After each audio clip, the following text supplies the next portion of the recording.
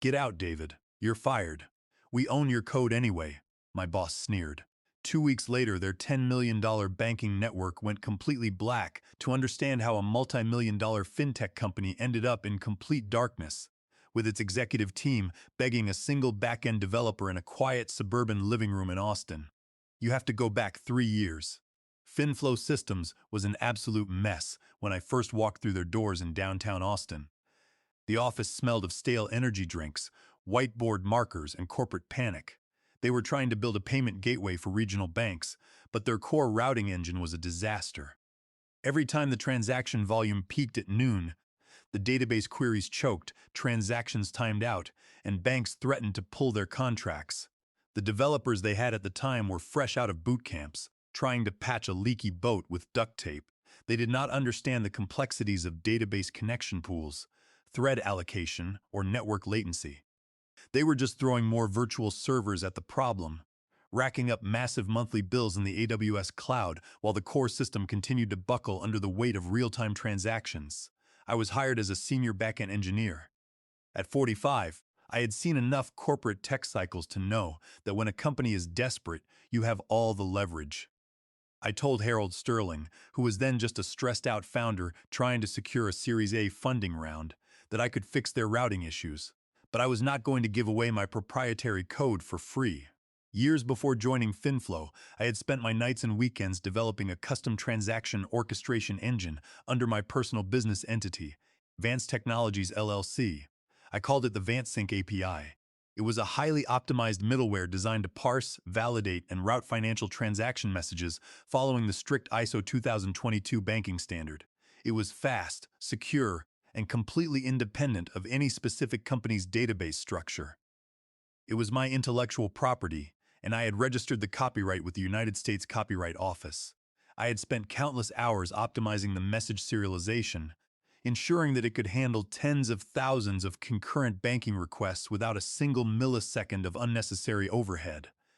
When FinFlow offered me the job, I told their human resources department that my employment was contingent on a specific software licensing agreement. I refused to let my proprietary code become company property. We went back and forth for a week, but their developers were failing.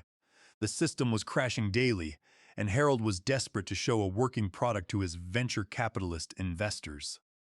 The regional banks were threatening to cancel their pilot programs, which would have killed the company before it even got off the ground. My lawyer, Sarah Jenkins, drafted the agreement. It was added as a rider to my standard employment contract under Section 9, titled Limited Software License Agreement. The terms were simple and clear. Vance Technologies LLC granted FinFlow Systems LLC a non-exclusive, non-transferable, royalty-free runtime license to run the compiled VanceSync library on their production servers. However, this free runtime license was strictly conditioned on my active employment with the company. If my employment with FinFlow was terminated for any reason by either party, the free runtime license would immediately enter a 14-day grace period. During those 14 days, FinFlow had to choose one of two options. Option A was to transition the software to a paid commercial license, paying Vance Technologies LLC a recurring fee of $15,000 per month. Option B was a one-time intellectual property buyout of $500,000 to acquire the full ownership rights of the code. If FinFlow failed to execute either option within the 14-day window, the runtime license would be automatically revoked, and any continued use of the software on their production servers would constitute willful copyright infringement. Harold did not even read it. He was a business guy who thought code was just something you typed into a computer and forgot about. He saw a 50-page document, saw that I was ready to start fixing the servers the next morning, and signed the contract on the hood of his car outside a coffee shop. To him, it was just boilerplate legal paperwork. He was focused on the pitch deck for his investors, dreaming of his future valuation. Within 3 months of my arrival, I integrated VanceSync into their stack. I imported the compiled Java archive file as a dependency in their main Maven configuration. The source code of VanceSync was never uploaded to FinFlow's GitHub repositories. It remained in my private GitHub packages registry, accessible only via a secure personal access token that I generated. Every time the FinFlow servers spun up a new instance in the AWS cloud, the build system fetched the compiled package from my private registry using that token. The system worked flawlessly. Transaction latency dropped from 3 seconds to under 80 milliseconds. FinFlow secured their Series A funding, valued at $10 million, and signed contracts with 15 regional banks across Texas and Oklahoma. Harold became a local tech darling, presenting at conferences about how they revolutionized regional banking pipelines. For 3 years, I worked quiet 40-hour weeks. I monitored the logs, updated the security certificates, and made sure the database connections remained stable. I kept my head down, did my job, and watched the company grow from a scrappy team of 10 to a structured corporate office with over 80 employees. I was content with my salary, and the company was thriving because the core transaction highway I had built never faltered. But startup founders rarely stay humble when they start seeing millions of dollars in transaction fees. Harold began hiring corporate executives to manage the growth. He wanted to show the board that he was mature, that he could cut costs, and that he could prepare the company for a major acquisition. And that was when the new corporate structure began to push out the people who built the foundation. It was a Tuesday morning when the corporate hammer fell. 3 months prior, Harold had brought in his nephew, Ryan Sterling, as the new chief technology officer. Ryan was 32, wore tailored suits without ties, and had a master's degree in business administration, but had never written a single line of production code in his life.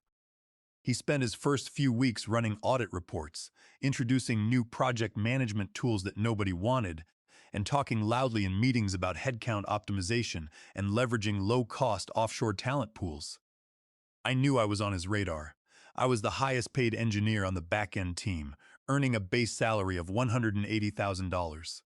To someone like Ryan, who looked at the company through the narrow lens of a spreadsheet, I was just a massive cost center. He did not see the value in a senior developer who spent most of his day reading system logs, refining database indexes, and keeping the transaction pipeline running at peak efficiency. He only saw that my daily output on GitHub consisted of minor configuration tweaks rather than hundreds of lines of new code. Ryan called me into the glass-walled conference room on the 5th floor. Through the glass, I could see the Austin skyline shimmering in the heat. Harold was sitting at the end of the long mahogany table, typing on his phone, refusing to make eye contact with me. Ryan sat at the center, a thin silver laptop open in front of him. "David, thank you for coming in," Ryan began, his voice dripping with forced corporate warmth. "I've been reviewing our engineering budget for the upcoming fiscal year, and we are looking at ways to streamline our operations. We need to align our resources with our growth targets." I sat down and crossed my legs. "What does that mean for the back-end team, Ryan?" I asked. Ryan clicked his mouse, turning his laptop screen toward me to show a colorful bar chart. "We are transitioning our core maintenance work to an external development partner in Eastern Europe. They have a team of 10 engineers ready to support our platform for a fraction of what we are currently spending on local headcount. As a result, we are eliminating your position. Your employment with FinFlow is terminated, effective immediately." I looked over at Harold. He still did not look up from his phone. I looked back at Ryan. "Have you reviewed my employment contract, Ryan?" I asked calmly. "Specifically, the riders attached to it?" Ryan waved his hand dismissively. "We have a standard proprietary information and inventions agreement that all employees sign. Anything you worked on during your time here is the property of FinFlow Systems, LLC. We checked with our HR coordinator. You don't own the code, David." He was talking about the standard onboarding document that developers sign when they start a new job. He had completely missed the custom-drafted Section 9 rider that my lawyer had fought for, which sat in the physical signing folder in Harold's office. I looked at Harold one more time. "Harold, you signed that contract 3 years ago," I said. "You might want to pull the original file before you finalize this." Ryan snapped his laptop shut, his face tightening. "Harold doesn't need to review anything, David. I run the technology division now. We've already drafted your severance agreement. It offers you 2 weeks of pay in exchange for a standard release of claims. If you don't sign it today, you don't get the severance." The severance agreement was a joke. 2 weeks of pay for 3 years of building their core infrastructure. But I did not argue. I knew that signing their general release did not override my intellectual property rights, because the Section 9 licensing rider explicitly stated that its terms survived any subsequent agreements or terminations unless signed off by both parties in a specific intellectual property transfer deed. I picked up the pen and signed the termination paperwork. I did not sign their severance agreement. I did not need their 2 weeks of pay. Let's keep this professional, I said. I need to collect my things. We have already deactivated your access to the network, Ryan said, a smug smile appearing on his face. You won't need to log back into your machine. A junior administrator will pack your desk and mail your personal belongings to your home address. You will be escorted out of the building now. A young IT support kid, who looked like he wanted to crawl under the table out of embarrassment, was waiting outside the door. He walked me down the hall to the elevator.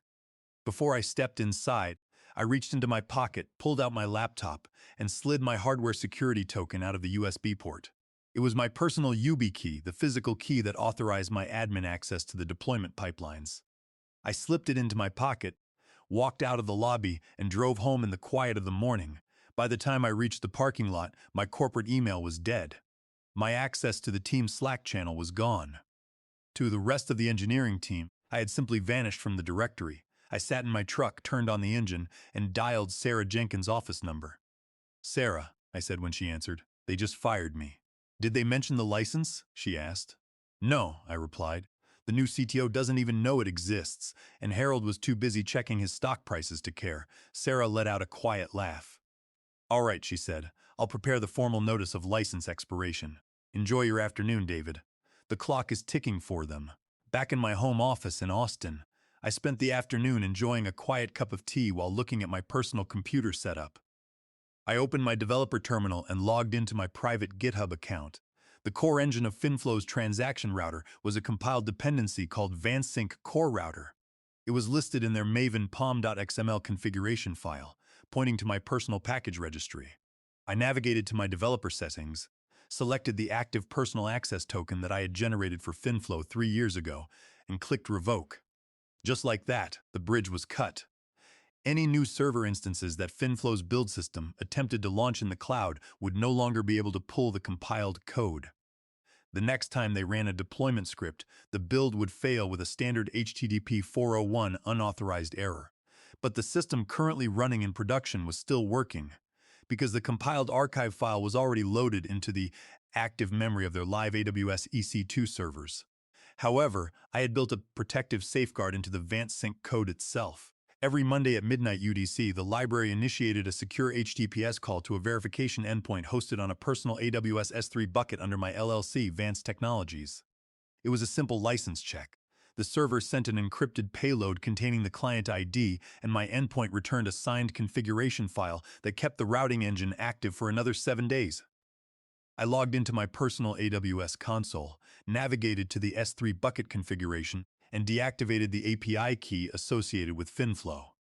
The next time the production server attempted to renew its license, it would receive a clean file indicating that the license was inactive. Meanwhile, my lawyer, Sarah, went to work. She drafted a formal notice of license expiration and sent it via certified mail and email directly to Harold Sterling and the legal department at FinFlow. The letter was clear. David Vance's employment was terminated on July 3, 2026.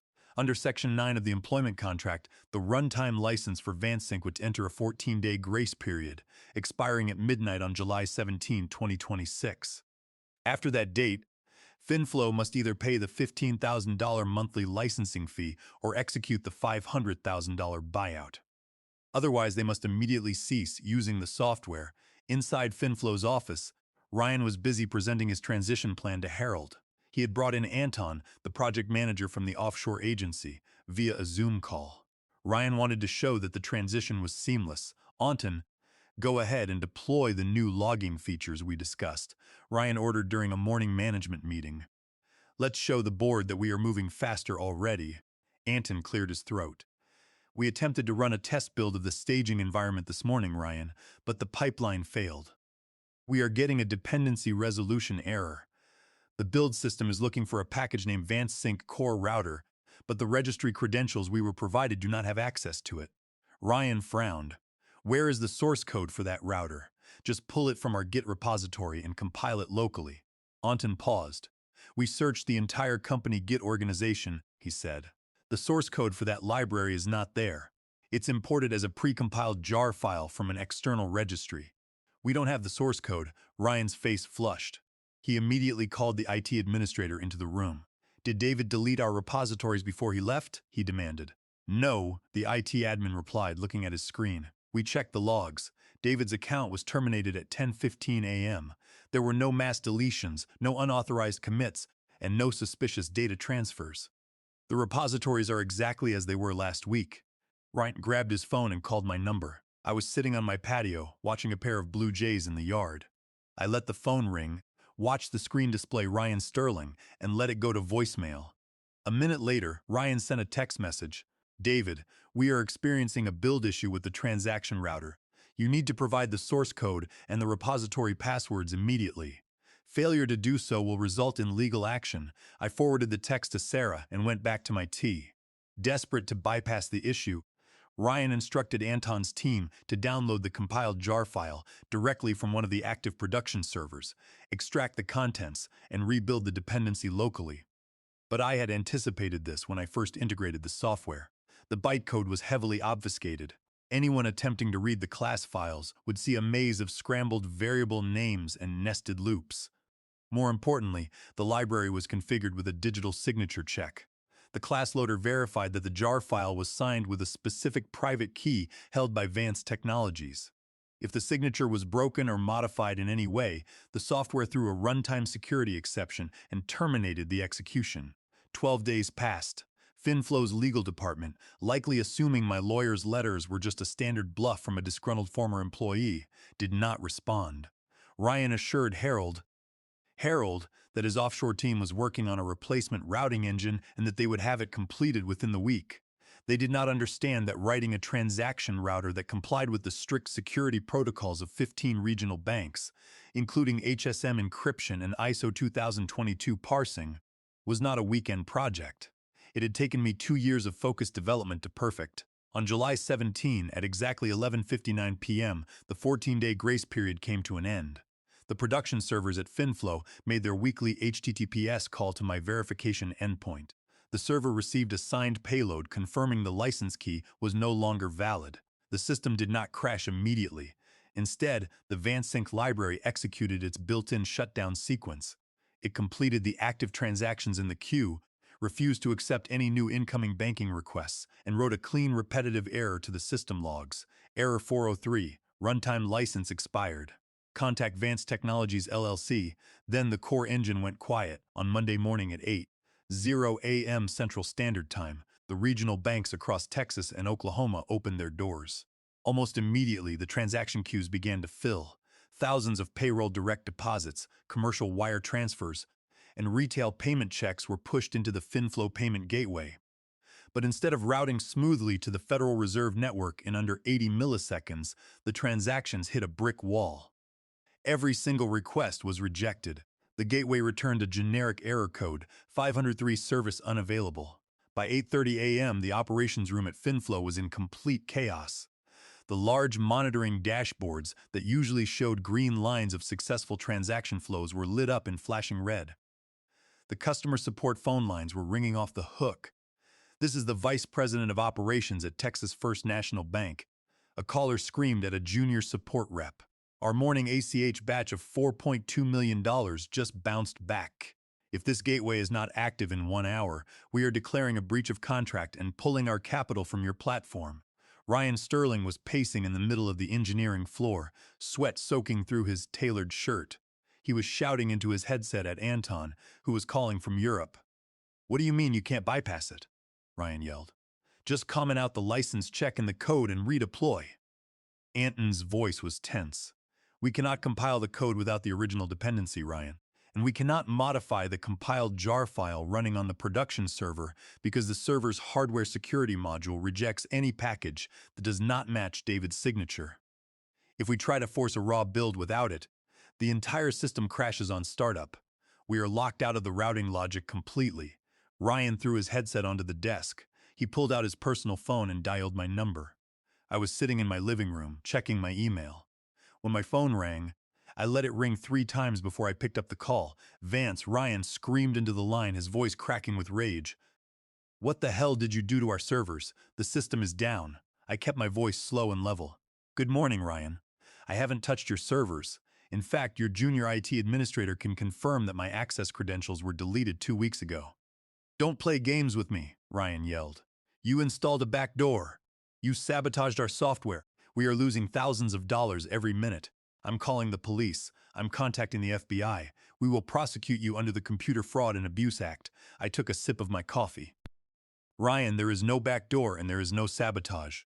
The software running on your servers simply checked its license key, which is standard commercial practice. You were notified in writing 14 days ago that the free runtime license would expire last night. You chose to ignore the notice. You fired the only person who had the legal right to grant you that license. You worked for us, Ryan shouted. We own everything you wrote. No, Ryan. FinFlow owned my labor, but Vance Technologies owned the VanceSync library. Read Section 9 of my contract. Now, if you want to discuss this further, you can contact my lawyer, Sarah Jenkins. Otherwise, please stop calling my phone. I hung up the phone and added his number to my blocked list. 10 minutes later, Ryan walked into Harold's corner office. Harold was white as a sheet, staring at the speakerphone on his desk. The chairman of the board of FinFlow was on the line, his voice echoing in the quiet room. If this gateway is not online by 2 p.m. today, we will lose all 15 regional bank clients, the chairman said coldly. The venture capital group will pull the remaining funding and we will face lawsuits that will bankrupt the company. Harold, what is your engineering team doing? Ryan stepped forward. Harold, David Vance is holding us hostage. He hacked the system. We should file an emergency injunction in federal court to force him to hand over the passwords. Before Harold could answer, the door opened, and the company's lead corporate counsel, a senior lawyer named Thomas Miller, walked in. He looked exhausted. He dropped a thick paper folder onto Harold's desk. We can't file an injunction, Ryan, Thomas said, sitting down. I've spent the last 3 hours reviewing David Vance's original employment contract and the corporate filing history. What do you mean we can't? Ryan snapped. He sabotaged our production environment. He didn't sabotage anything, Thomas explained, rubbing his temples. He built a license verification mechanism into his own proprietary software before he ever joined this company. Harold signed the Section 9 software license rider 3 years ago. The rider clearly states that the code remains the property of Vance Technologies LLC, and our license to use it was dependent on his employment. We terminated his employment, which triggered the expiration clause. We were given a 14-day grace period, and we ignored it. We can sue him for damages, Ryan insisted. On what grounds? Thomas asked, looking at Ryan with clear annoyance. He didn't hack our systems. He simply revoked his personal credentials from his own private repository.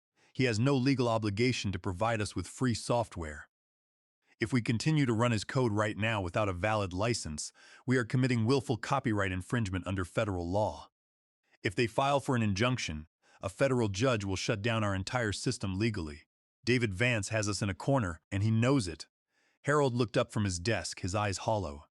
He looked at his nephew, then at the corporate counsel. How much to settle this? Harold asked.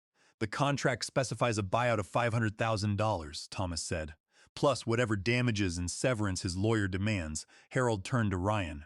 Call him, he ordered. I can't, Ryan muttered, looking at the floor. He blocked my number. Harold stood up, grabbed his car keys from the desk, and looked at his nephew with pure contempt. Get out of my office, Ryan. You're done here. Harold looked at the corporate counsel. Thomas, get in the car. We are going to David's house. When the doorbell rang at 12:30 p.m., I was sitting at my kitchen table, reviewing the draft agreement my lawyer, Sarah Jenkins, had sent over. I opened the door to find Harold Sterling and Thomas Miller standing on my porch. The Texas heat was brutal, but both men looked cold. Harold's shirt was damp, and he looked like he hadn't slept in days. David, thank you for seeing us, Harold said, his usual booming corporate voice reduced to a quiet murmur. Come in, Harold. Thomas, I said, stepping aside. We sat down at the wooden dining table. I did not offer them coffee. I did not offer them tea. We were past the point of polite amenities. Thomas sat with his briefcase on his lap, while Harold sat with his hands clasped on the table. David, let's be direct, Harold began. We are losing over $100,000 an hour. Our clients are threatening to pull their contracts, and our board is in a panic. I want to apologize for how Ryan handled this. He was out of line, and he was completely wrong about the technology and the legal agreements. I've already suspended him from his duties. I leaned back in my chair. Ryan is not my problem, Harold. Your company's lack of respect for intellectual property is your problem. Thomas opened his briefcase and pulled out a certified cashier's check. He slid it across the table toward me. It was made out to Vance Technologies LLC for exactly $500,000. This is the buyout fee specified in Section 9 of the contract, Thomas said. We want to execute the buyout today, acquire full ownership of the VanSync library, and get the system back online immediately. I looked down at the check, then looked back up at Harold. $500,000 was the price when I was an employee, Harold, I said. That was the price for a smooth transition. That check would have bought you a friendly handoff and 2 weeks of training for your offshore team. But you chose to fire me, lock me out of my system, and have your nephew call my phone to threaten me with federal prosecution. The price is no longer $500,000. Harold's jaw tightened. The veins on his forehead stood out. David, we are offering you $500,000 for a library you wrote in your spare time. Don't be greedy, I smiled. Harold, you have 15 regional banks about to declare a breach of SLA in less than 2 hours. Your $10 million company will be worth nothing by tomorrow morning.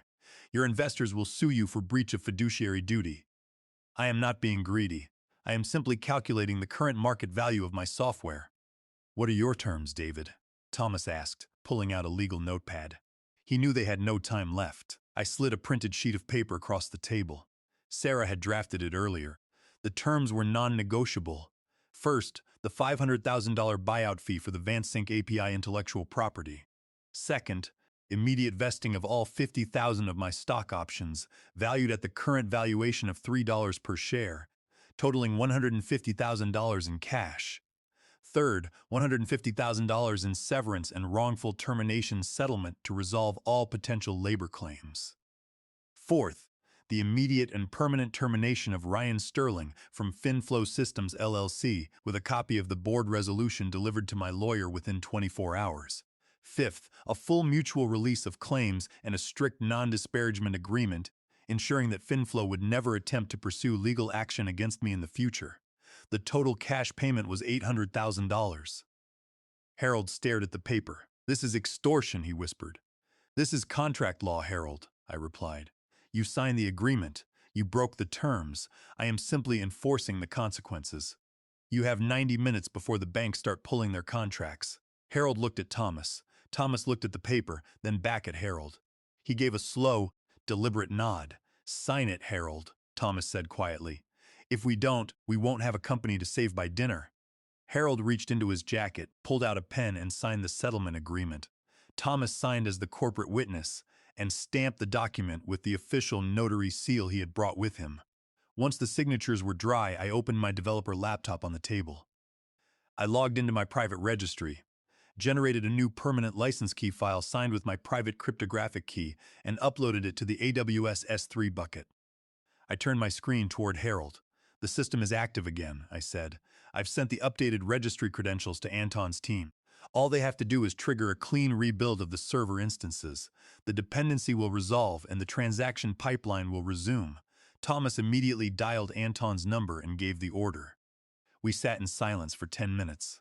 Nobody spoke. The only sound was the ticking of the wall clock and the low hum of my air conditioner. Then, Thomas's phone buzzed.